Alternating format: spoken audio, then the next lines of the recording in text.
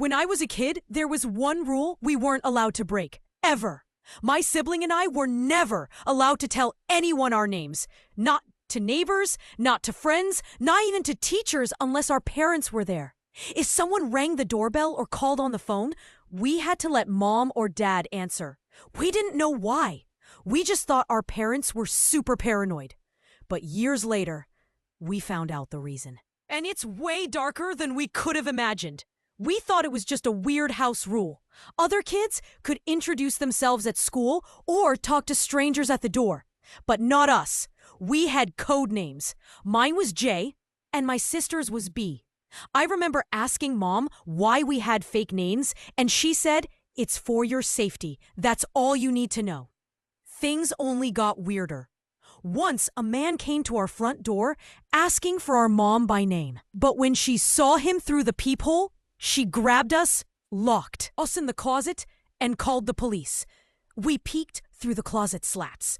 I'll never forget her face. Pale, shaking, like she'd seen a ghost.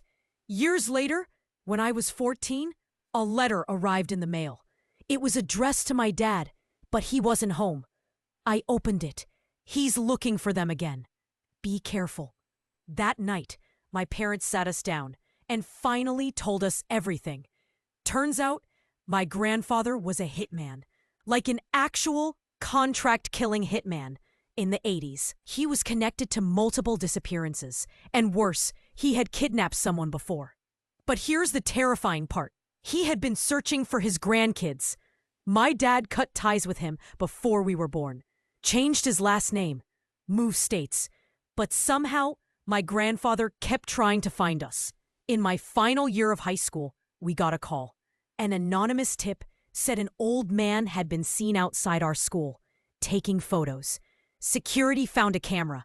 It had pictures of me, my sister, and our house. But here's the wildest twist. The man wasn't my grandfather. It was one of his old associates. He died months earlier. But this guy, he wanted revenge.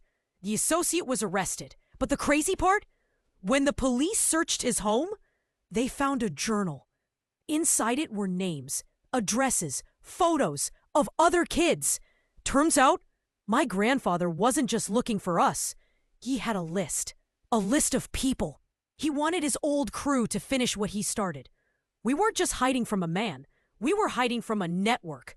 That's why we were never allowed to say our names. And honestly, I'm glad we didn't.